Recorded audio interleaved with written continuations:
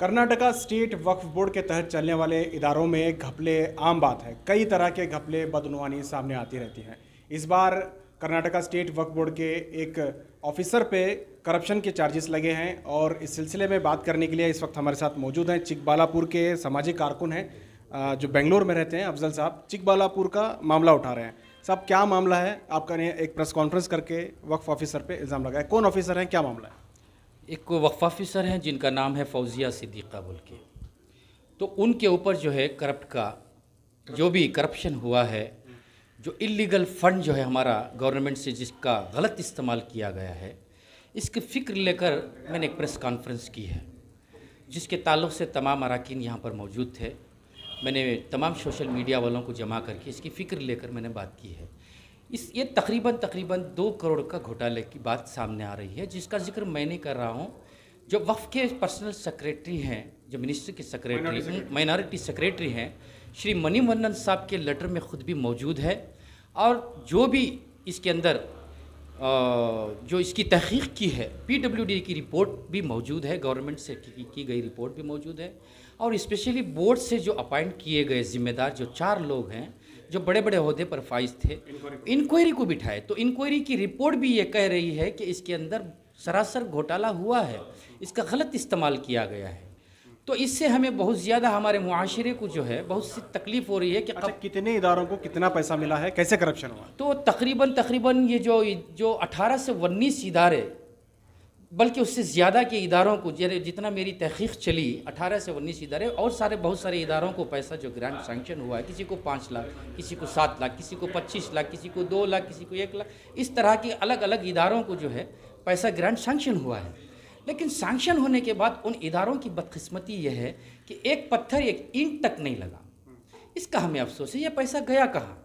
अच्छा, इंक्वायरी होने के बावजूद, इंक्वायरी में साबित होने के बावजूद, रिपोर्ट में आने के बावजूद भी फौजिया को इस वक्त बोर्ड में रखा गया है। हाँ, ये बहुत ज़्यादा अफसोस की बात है कि एक करप्ट ऑफिसर को वक्फ बोर्ड के अंदर एक पर्सनल सेक्रेटरी के ओहदे पर फाइज किए गए हैं।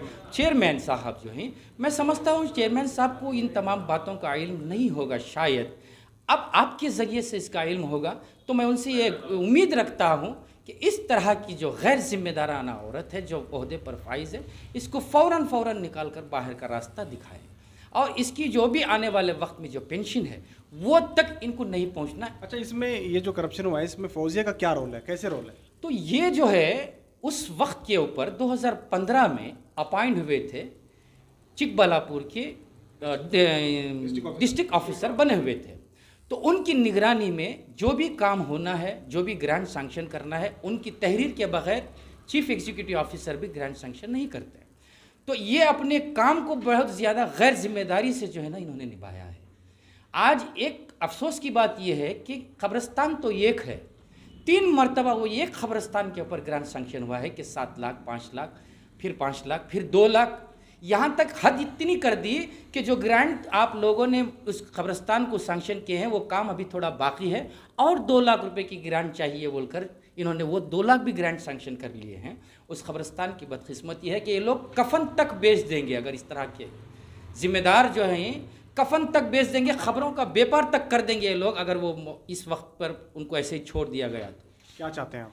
तो मैं चाहता हूँ कि तुरंत बोर्ड के तमाम उन जिम्मेदारानों से मेरी ये मुअद्दबाना गुजारिश है कि फ़ौरन ही इसके ओहदे से, इसके काम से बर्खास्त कर दिया जाए। ये थे अफजल साहब जो लगातार इस सिलसिले में आवाज़ उठा रहे हैं। इनका कहना है कि जो ऑफिसर की रिपोर्ट, जिस ऑफिसर के ताल्लुक से रिपोर्ट पेश की गई है, इंक्वायरी रिपोर्ट में साबित हो रहा है कि इस तरह का करप्शन हुआ है। इसके बावजूद भी उन्हें जो है अहदे पे और ख़ास करके इम्पोर्टेंट अहदे पे जो है फाइज का किया जाना कहीं ना कहीं वक्फ बोर्ड के ऊपर जो है शक जाहिर करता है। कैमरा पर्सन समीर के साथ शाहिद काजी, बेंगलुरु।